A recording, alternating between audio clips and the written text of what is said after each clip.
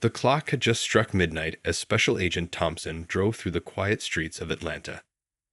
After wrapping up an exhausting undercover operation, she was looking forward to getting home and finally catching some much-needed rest. The autumn air was crisp, and the streets were mostly empty, with only the occasional car passing by.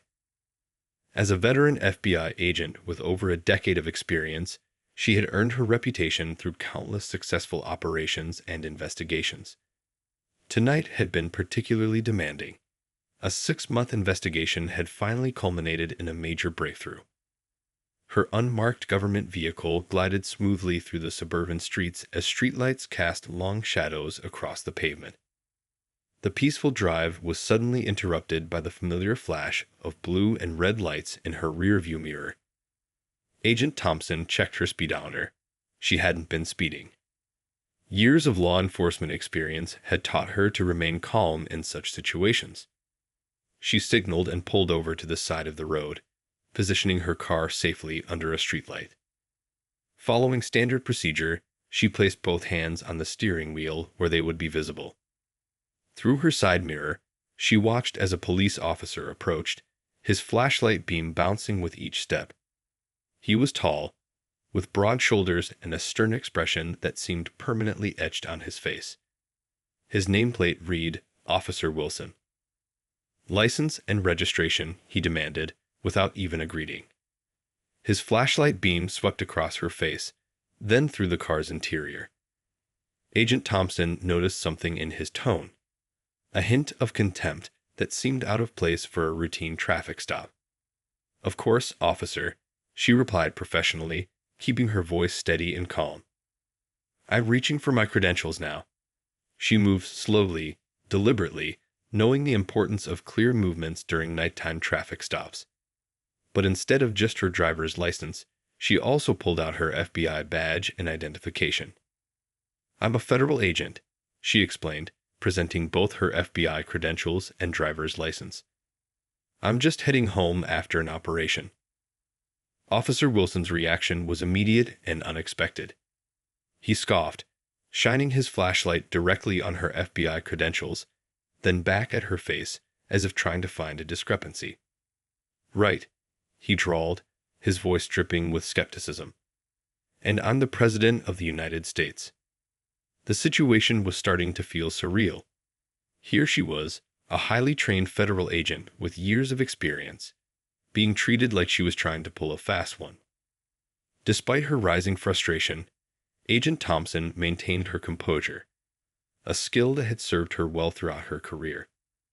"Sir, these are valid federal credentials," she stated firmly but respectfully. "You can verify them with your dispatch if you'd like." The officer's response was to step back from the vehicle, his hand resting deliberately on his service weapon. "Step out of the car," he ordered, his voice carrying the weight of authority that brooked no argument. Agent Thompson felt her heart rate quicken, not from fear, but from the sheer absurdity of the situation.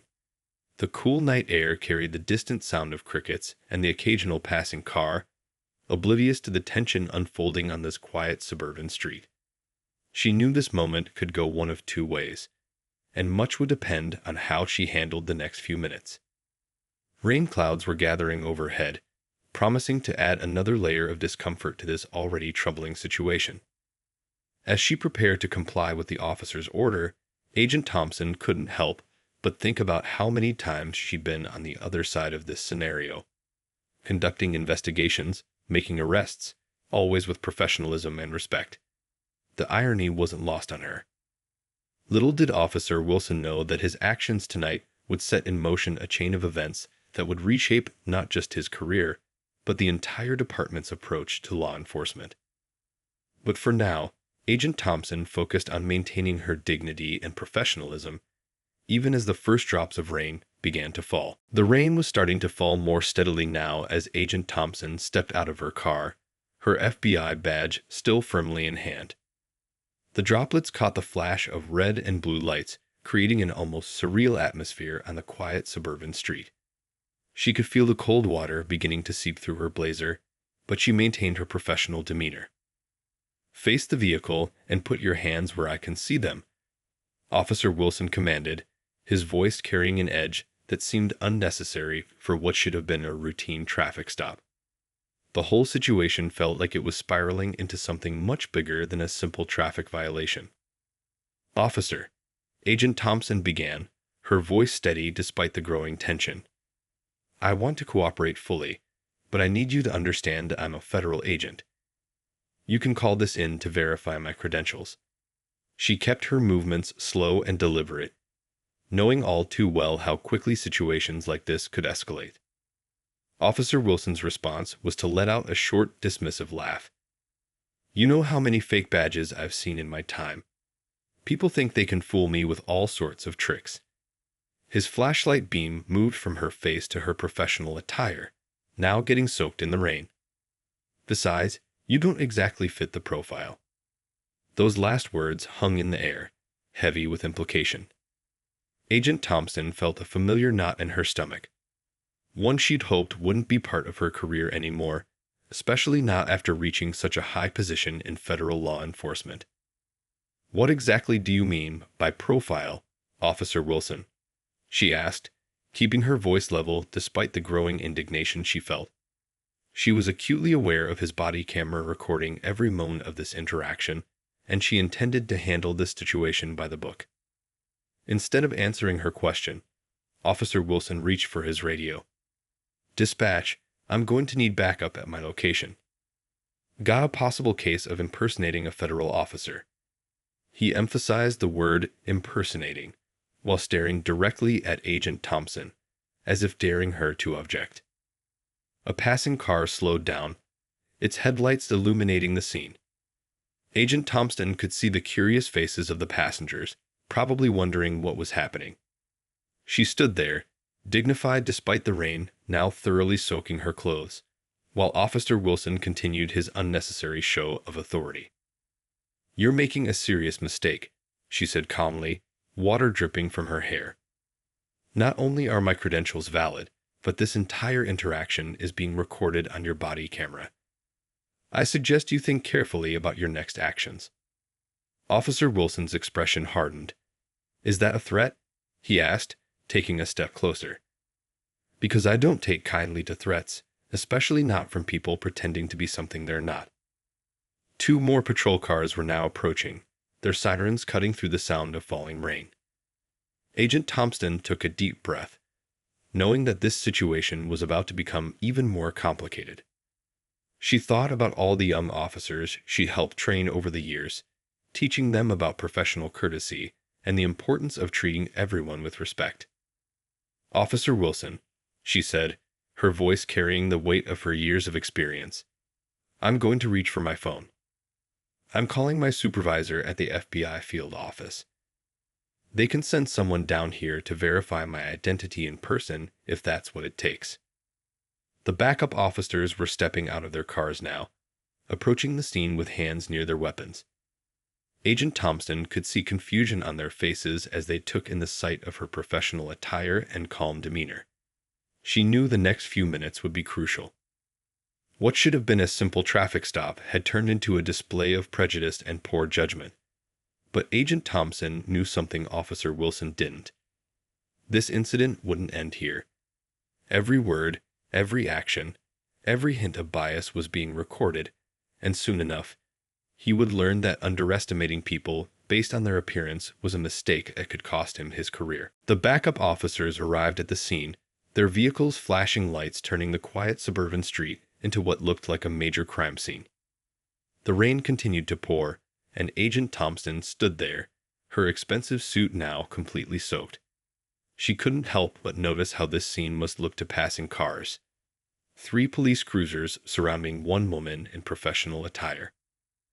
"Ma'am, please step away from the vehicle," one of the backup officers called out. He was younger than Officer Wilson, and there was a hint of uncertainty in his voice as he took in the scene before him. Something didn't quite add up, and she could see it in his expression. Officer Wilson seemed to be enjoying the spectacle he created.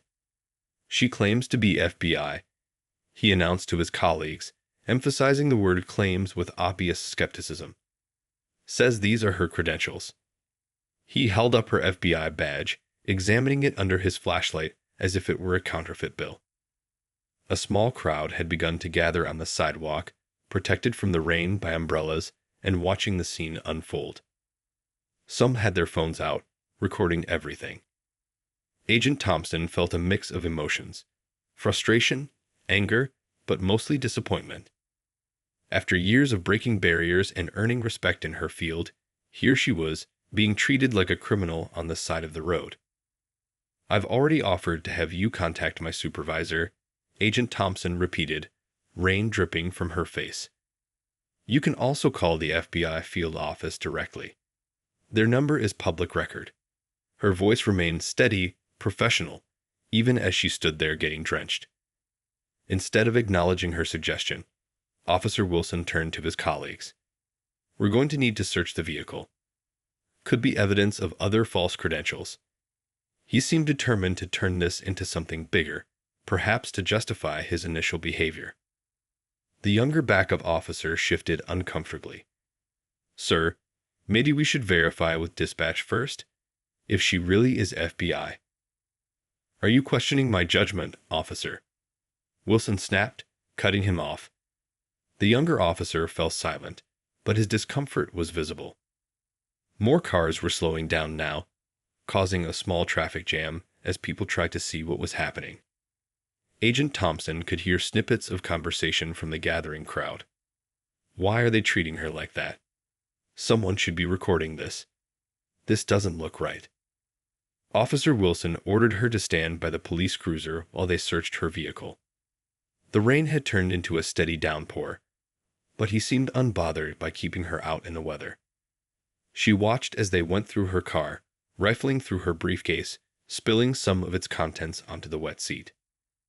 "You're damaging federal property and interfering with an active investigation," Agent Thompson stated firmly.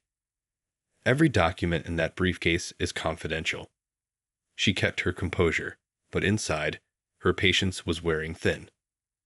A family pulled up at the red light nearby, and she could see their young daughter's face pressed against the car window, watching the scene with wide eyes. Agent Thompson thought about what this moment was teaching that child about authority, about respect, about justice. The younger officer had stepped back to his cruiser, and Agent Thompson could see him speaking quietly into his radio.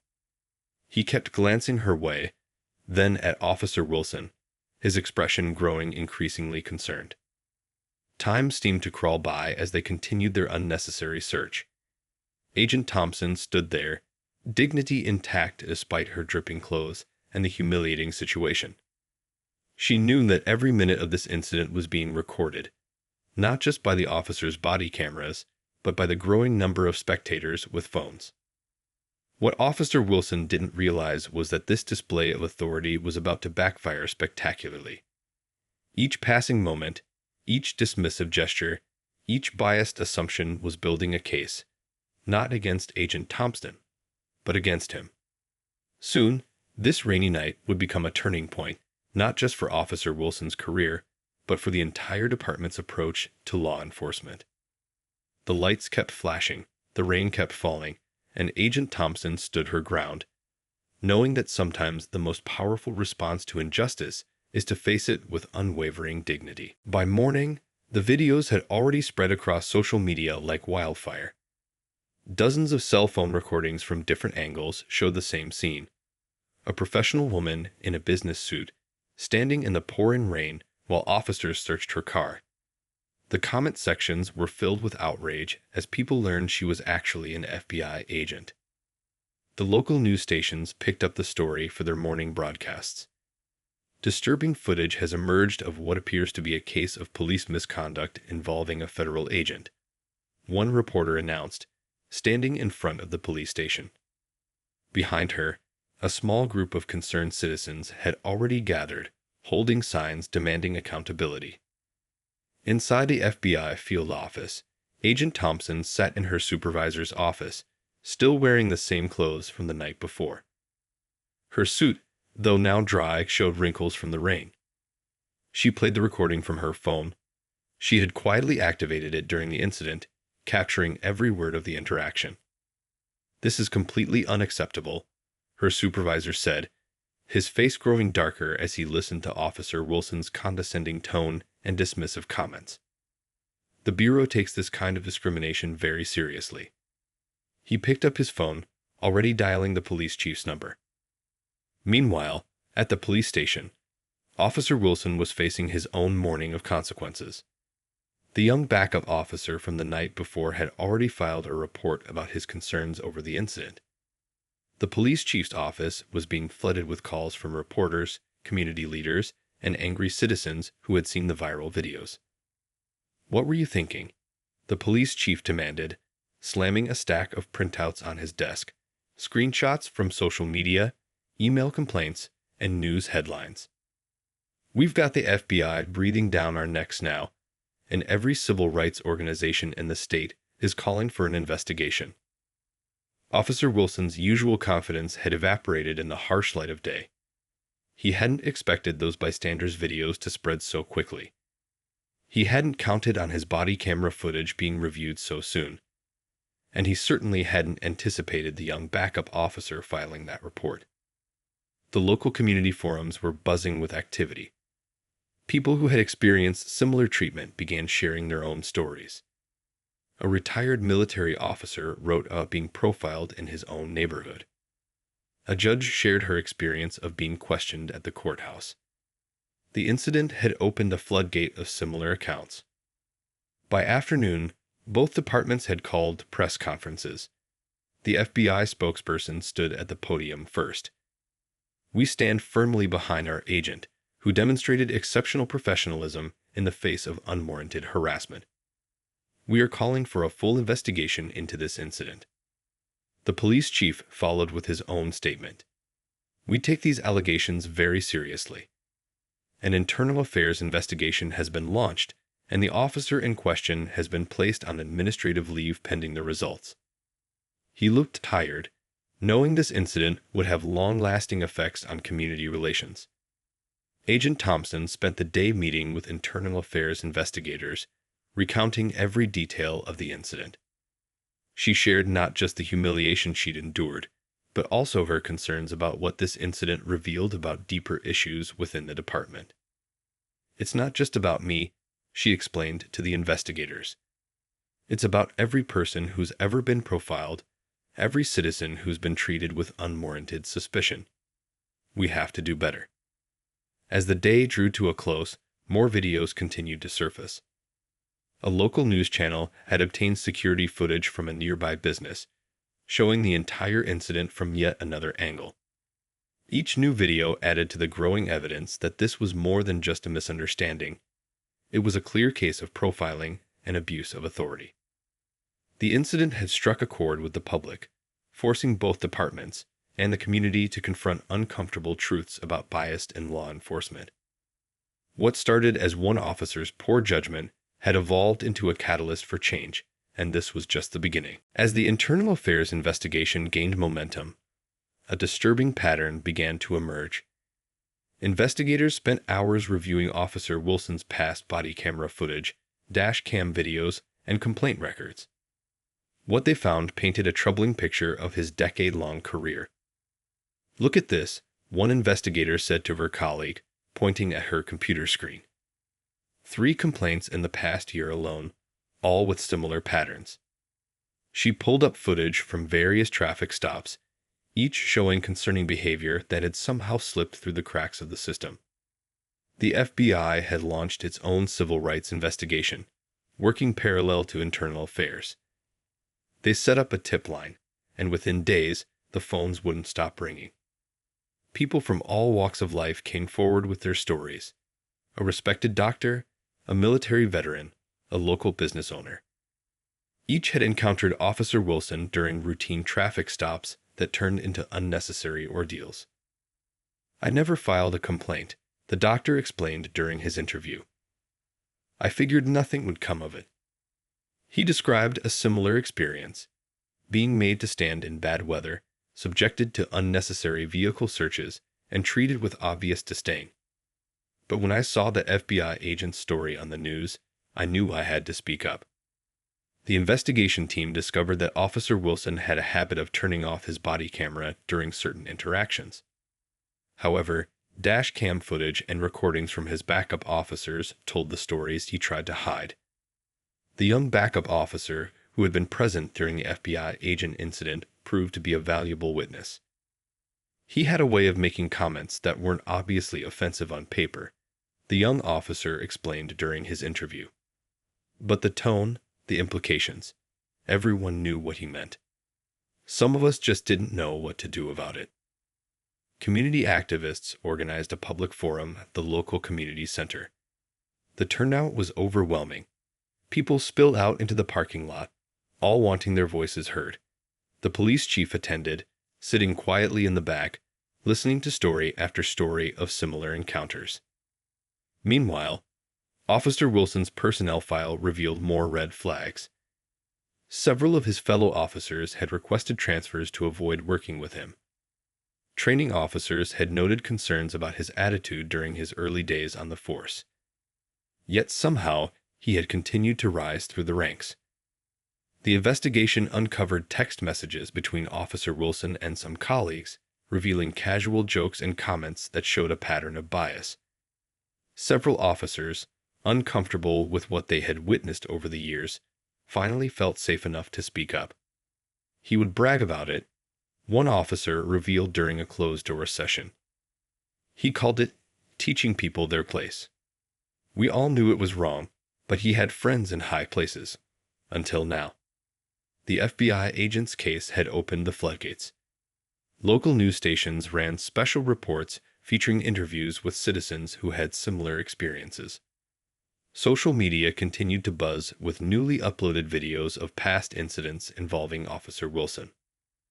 A retired police sergeant came forward with particularly damaging information. I tried to report his behavior 5 years ago, he explained to the investigators. I was told to mind my own business. That's why I took early retirement. I couldn't be part of a system that protected this kind of conduct. The investigation team worked late into the nights, piecing together a decade of incidents, complaints, and overlooked warning signs. They examined traffic stop statistics, arrest records, and use of force reports. The data told a story that couldn't be ignored. As the investigation neared its conclusion, the evidence was overwhelming. What had started with one rainy night traffic stop had exposed years of unchecked bias and abuse of power. The question now wasn't just about one officer's actions, but about the system that had allowed this behavior to continue for so long. The police chief sat at his desk, reviewing the preliminary findings.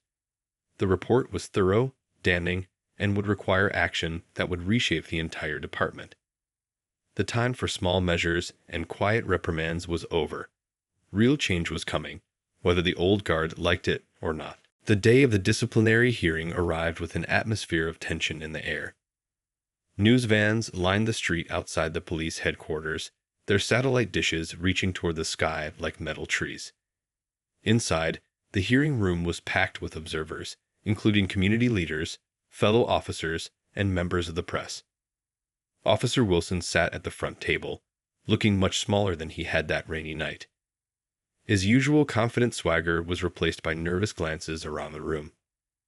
His union representative sat beside him, shuffling through papers with a grim expression. The police chief opened the proceedings with a serious tone. Today, we're here to address not just one incident, but a pattern of behavior that has undermined public trust and violated the core principles of our department. The room fell silent as body camera footage began playing on the large screen. First came the footage from the FBI agent incident. The audio was crystal clear, every dismissive comment, every biased implication echoing through the quiet room. Then came the parade of evidence. Dozens of similar incidents, statistical analyses showing clear patterns of discriminatory behavior, testimony from fellow officers and citizens. In my 20 years on the force, one senior officer testified, "I've never seen such a comprehensive case of misconduct." He detailed instances where he had witnessed Officer Wilson's inappropriate behavior, regret evident in his voice for not speaking up sooner. The FBI agent's testimony was particularly powerful. She spoke not with anger, but with a calm determination that commanded attention. This isn't about revenge, she explained. It's about ensuring that no other citizen faces this kind of treatment from someone sworn to protect and serve. Community members shared their experiences one after another. A grandmother described being made to stand in the cold while Officer Wilson unnecessarily searched her car. A young professional talked about being late to an important meeting because of an extended traffic stop with no justification. During a break in the proceedings, conversations in the hallway revealed the impact this case had on the department. Young officers spoke in hushed tones about the importance of standing up to misconduct. Veterans discussed how the culture of silence had allowed such behavior to continue for so long. The evidence phase lasted hours. Statistics showed that Officer Wilson's traffic stops and searches disproportionately targeted certain groups. His body camera had suspicious gaps in recording. Fellow officers described how he would brag about his actions in the locker room, treating law enforcement like a personal power trip. When the union representative tried to defend Officer Wilson's record of arrests and citations, the internal affairs investigator countered with evidence that many of these cases had been dismissed by courts due to lack of probable cause. The police chief's face grew increasingly stern as more evidence was presented. This case had brought unwanted attention to the department, but it also presented an opportunity for real change. He had already begun drafting new policies on bias training and accountability. As the hearing neared its end, Officer Wilson finally spoke. His attempt to justify his actions fell flat in the face of overwhelming evidence. His excuses about following procedures and officer safety couldn't explain away the clear pattern of bias documented in the investigation. The disciplinary board's decision was unanimous. Officer Wilson was suspended without pay, pending further investigation for potential criminal charges. Additionally, the department announced mandatory retraining for all officers, with emphasis on bias awareness and professional conduct. Outside, the setting sun cast long shadows across the police headquarters steps as the police chief addressed the waiting media.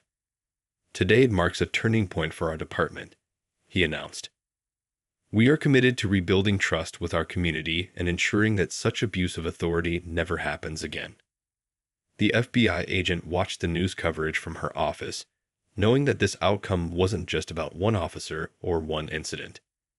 It was about setting a precedent, about showing that no one is above the law, especially those entrusted to enforce it. 6 months after the infamous traffic stop, the police department's training room was filled to capacity. The FBI agent stood at the podium, now a regular speaker at police training sessions across the country. Officers, both young and veteran, leaned forward, listening intently as she shared her experience and its lasting impact on law enforcement. "Real change happens one interaction at a time," she explained, clicking through slides showing body camera footage from various traffic stops, some exemplary, others problematic. "Every time we put on the badge, we make a choice about what kind of officer we want to be." The department had undergone a remarkable transformation. New policies were in place, including mandatory bias training, regular review of body camera footage, and a reformed complaint investigation process. The young backup officer who had spoken up during the incident had been promoted to lead these training initiatives. In the back of the room, the police chief watched with pride. Complaint numbers had dropped significantly, and community feedback was increasingly positive. Local news stations that had once run exposes about department misconduct were now covering stories about community outreach programs and successful police-community partnerships. Officer Wilson had resigned rather than face criminal charges, but his case had become a powerful teaching tool. "This isn't about one bad apple," the FBI agent would explain in her presentations. "It's about creating a culture where good officers feel empowered to speak up and where every citizen is treated with respect." The changes rippled beyond the local department. Other law enforcement agencies began requesting similar training programs. The FBI agent found herself traveling to police academies across the state, sharing her story and helping develop new training protocols. Community meetings, once tense affairs filled with complaints, had transformed into productive discussions about neighborhood safety and cooperation. At one such meeting, an elderly resident stood up with tears in her eyes. "For the first time in my life," she said, "I feel like the police are truly here to protect everyone." The young backup officer who had witnessed the original incident now led his own training sessions. If you see something wrong, he would tell new recruits, you have not just the right, but the responsibility to speak up. His story of standing up against misconduct had inspired a new generation of officers committed to ethical policing. Local businesses noticed the change too. A coffee shop owner who had witnessed the original incident now regularly hosted Coffee with Cops events, where officers and community members could chat informally. These simple conversations were building bridges that had been broken for years. The FBI agent's case had even reached police training academies nationwide. Her story became part of the curriculum, teaching future officers about the importance of professional conduct and the consequences of bias. What had started as a humiliating experience had transformed into a powerful tool for positive change. During one training session, a veteran officer approached her with a confession. "I used to stay quiet when I saw things that weren't right," he admitted. "Your story taught me that silence is a choice, and it's the wrong one." His words reflected a changing mindset throughout the department. The local media did a follow-up story 1 year after the incident. They found a transformed department, more diverse, more accountable, and more connected to its community. Body camera footage now showed officers consistently treating all citizens with respect, regardless of their appearance or position. Even the FBI agent's role had evolved. Beyond her regular duties, she had become an advocate for police reform, working with departments nationwide to improve training and accountability. Her experience had shown that positive change was possible when people were willing to stand up for what was right. As she wrapped up another training session, she looked at the fresh faces of new recruits in the room. "Your badge is a symbol of public trust," she told them. "Every interaction is a chance to prove that trust is well placed." The room fell silent as her words sank in. A new generation of officers understanding that true authority comes not from power, but from respect.